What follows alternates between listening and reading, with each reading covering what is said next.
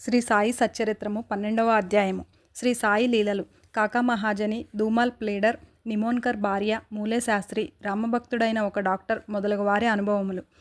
శిష్టులను రక్షించుటకు, దుష్టులను శిక్షించుటకు భగవంతుడు అవతరించిన సంగతి పూర్వం అధ్యాయంలో తెలుసుకున్నాము. కానీ సద్గురుమూర్తుల కర్తవ్యం దానికి భిన్నమైనది. వారికి మంచివాడును చెడ్డవాడును ఒకటే. వారు దుర్మార్గులను కనికరించి వారిని సన్మార్గమును ప్రవర్తించినట్లు చేసెదరు. భవసాగరమును హరించుటకు వారు అగస్త్యుల వంటివారు. అజ్ఞానమనే చీకటిని నశింపచేయుటకు వారు సూర్యుని వంటివారు. భగవంతుడు యోగుల హృదయమును నివసించును. వాస్తవముగా వారు భగవంతుని కంటే వేరు కారు. సద్గురు శ్రేష్ఠుడైన శ్రీ సాయిబాబా భక్తుల క్షేమం కొరకు అవతరించిరి. జ్ఞానములో ఉత్కృష్టుడై దైవీ తేజస్తో ప్రకాశించుచు వారు అందరినీ సమానముగా ప్రేమించెడివారు.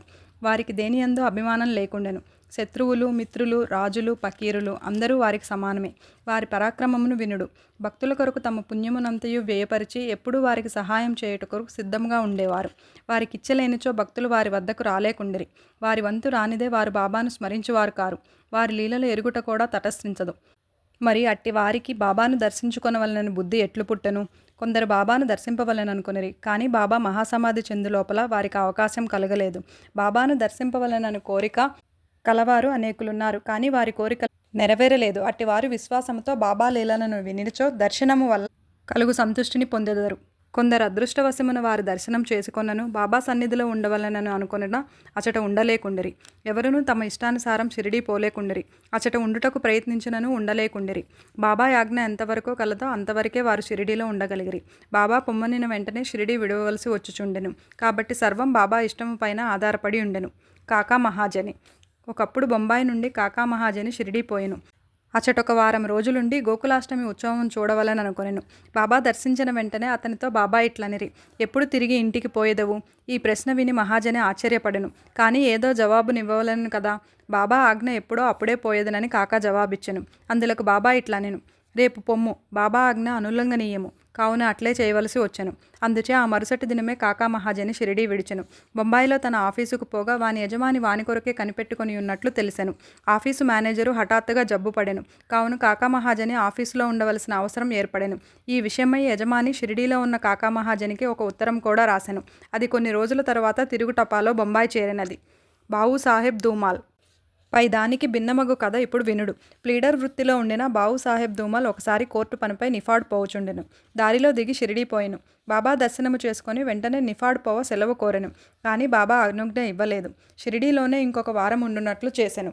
ఆ తర్వాత అతడు బాబా వద్ద సెలవు పొంది నిఫాడ్ చేరగా అక్కడి మెజిస్ట్రేటుకు కడుపు నొప్పి వచ్చి కేసు వాయిదా పడెనని తెలిసెను. తర్వాత ఆ కేసు విచారణ కొన్ని నెలల వరకు సాగెను.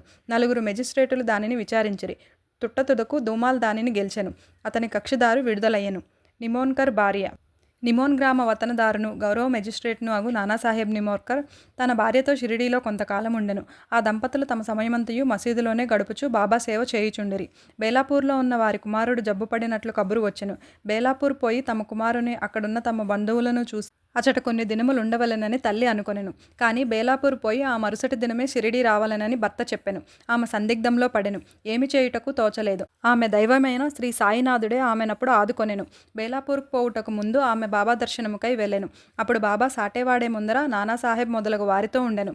ఆమె బాబా వద్దకు పోయి సాష్టాంగ నమస్కారం చేసి బేలాపూర్ పోవుటకు అనుమతినిమ్మని కోరెను. అప్పుడు బాబా ఆమెతో ఇట్లనెను, వెళ్ళుము, ఆలస్యం చేయవద్దు. హాయిగా బేలాపూర్లో 4 రోజులుండిరా. నీ బంధువులందరినీ చూచి నింపాదిగా షిరిడీ రమ్ము. బాబా మాటలెంత సమయానుకూలంగా ఉండెనో గమనించుడు. నిమోన్కర్ ఆదేశమును బాబా ఆజ్ఞ రద్దు చేసెను. నాసిక్ నివాసియగు మూలే శాస్త్రి. మూలే శాస్త్రి పూర్వాచార పరాయణుడైన బ్రాహ్మణుడు. నాసిక్ నివాసి. ఆయన షట్శాస్త్ర పారంగతుడు. జ్యోతిష్య సాముద్రిక శాస్త్రములలో దిట్ట. అతడు నాగ్పూర్కి చెందిన కోటీశ్వరుడగు బావు సాహెబ్ బూటీని కలుసుకొనుటకు షిరిడీకి వచ్చెను. బూటీని చూచిన పిదప బాబా దర్శనముకై మసీదుకు పోయెను. బాబా తన డబ్బుతో మామిడి పండ్లను, కొన్ని పలహారపు వస్తువులను కొని మసీదులోనున్న వారందరికీ పంచిపెట్టుచుండెను. మామిడి పండును బాబా యొక్క చిత్రమైన విధంగా అన్ని వైపులా నొక్కెడివారు. తినివారు ఆ పండును నోటు పెట్టుకొని చప్పరించగానే రసమంతయు నోటిలోనికి పోయి తొక్క టెంక మిగిలెడివి. అరటి పండ్లు నొలిచి గుజ్జును భక్తులకు పంచిపెట్టి తొక్కలు బాబా తమ వద్ద ఉంచుకొనేడివారు. మూలే శాస్త్రి సాముద్రముకు తెలిసిన వాడొకటిచే పరీక్షించుటకై బాబాను చేయి చాచుడని అడిగెను. బాబా దానిని అసలు పట్టించుకొనక 4 అరటి పండ్లు అతని చేతిలో పెట్టెను. తరువాత అందరూ వాడా చేరిరి. మూలశాస్త్రి స్నానం చేసి మడిబట్టలు కట్టుకొని అగ్నిహోత్రం మొదలుగునవి ఆచరించుటకు మొదలెడెను. బాబా మామూలుగానే లెండి తోటకు బయలుదేరెను. మార్గమధ్యమున బాబా హఠాత్తుగా గేరు అనగా ఎర్ర రంగు తయారుగా ఉంచుడు, ఈనాడు కాషాయ వస్త్రమును ధరించదను అనేను. ఆ మాటలు ఎవరికీ బోధపడలేదు. కొంతసేపటికి బాబా లెండి తోట నుంచి తిరిగి వచ్చెను. మధ్యాహ్న హారతి కొరకు సర్వం సిద్ధమయ్యెను. మధ్యాహ్న హారతికి తనతో వచ్చెదరా అని మూలశాస్త్రిని బూటీ అడిగెను.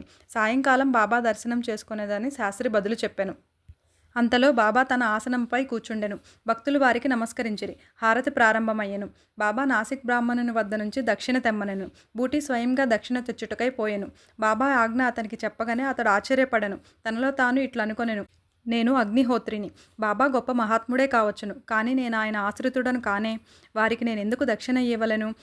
సాయిబాబా వంటి మహాత్ముడు బూటీ వంటి సంపన్నుని ద్వారా దక్షిణ అడుగుటచే అతడు కాదనలేకపోయాను. తన అనుష్ఠానం మధ్యలోనే ఆపి బూటీతో మసీదుకు బయలుదేరాను. మడితో ఉన్న తాను మసీదులో అడుగుడినా మైలపడిపోయేదనని భావించి మసీదు బయటే దూరంగా నిలబడి బాబాపై పువ్వులు విసిరెను.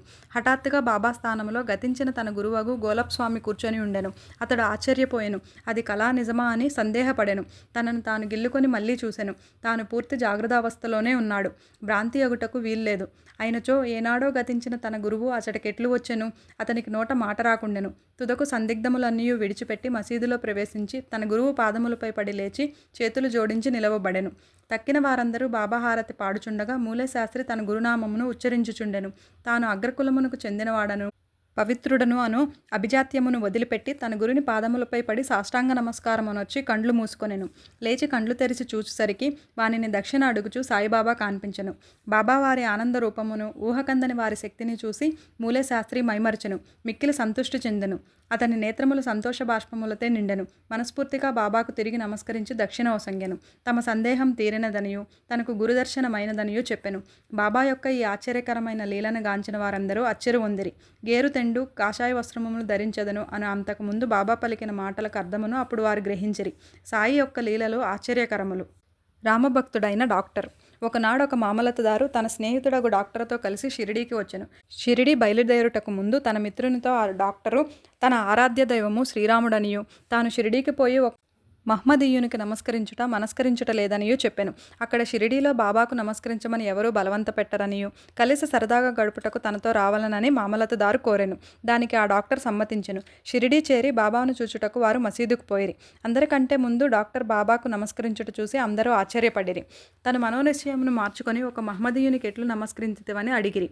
తన ఇష్టదైవమగు శ్రీరాముడు ఆ గద్దెపైన తనకు కాన్పించుటచే వారి పాదములపై పడి సాష్టాంగ నమస్కారం అనరిస్తునని డాక్టర్ బదిలిడెను. అతడు ఇట్లని తిరిగి చూడగా అక్కడ సాయిబాబానే కాన్పించెను. ఏమీ తోచక అతడు, ఇది స్వప్నమా ఏమి? వారు మహ్మదీయుడు అగుట ఎట్లు? వారు గొప్ప యోగ సంపన్నులైన అవతార పురుషులు అని నుడివెను. ఆ మరుసటి దినమే డాక్టర్ ఏదో దీక్ష వహించి ఉపవాసం ఉండెను. బాబా తనను అనుగ్రహించు వరకు మసీదుకు పోనని నిశ్చయంతో మసీదుకు వెళ్ళుట మానెను. ఇట్లు 3 రోజులు గడిచెను. 4వ దినమున తన ప్రియ స్నేహితుడొకడు కాందేశు నుండి రాగా వానితో కలిసి మసీదులో బాబా దర్శనముకై తప్పక మసీదుకు పోవలసి వచ్చెను. బాబాకు నమస్కరించగానే బాబా అతనితో, ఎవరైనా వచ్చి నిన్నిక్కడకు రమ్మని పిలిచిత్రా ఏమి ఇట్లు వచ్చితివి అని ప్రశ్నించెను. ఆ ప్రశ్న డాక్టర్ మనసును కదిలించెను. ఆనాటి రాత్రియే నిద్రలో అతనికి గొప్ప ఆధ్యాత్మికానుభూతి కలిగి అనిర్వచనీయమైన ఆనందాన్ని అనుభవించెను. ఆ తరువాత అతడు తన ఊరికి పోయినను ఆ ఆనందానుభూతి 15 దినముల వరకు అటులనే ఉండెను. ఈ ప్రకారంగా అతనికి సాయిబాబా అందు భక్తి అనేక రెట్లు వృద్ధి పొందెను. పై కథ వలన, ముఖ్యంగా మూలశాస్త్రి కథ వలన నేర్చుకోవలసిన నీతి ఏమనా, మనము మన గురువునందే అనన్యమైన నిశ్చల విశ్వాసం ఉంచవలెను. వచ్చే అధ్యాయంలో మరికొన్ని సాయి లీలలను చెప్పెదను. 12వ అధ్యాయం సంపూర్ణం. ఓం నమో సాయినాథాయ.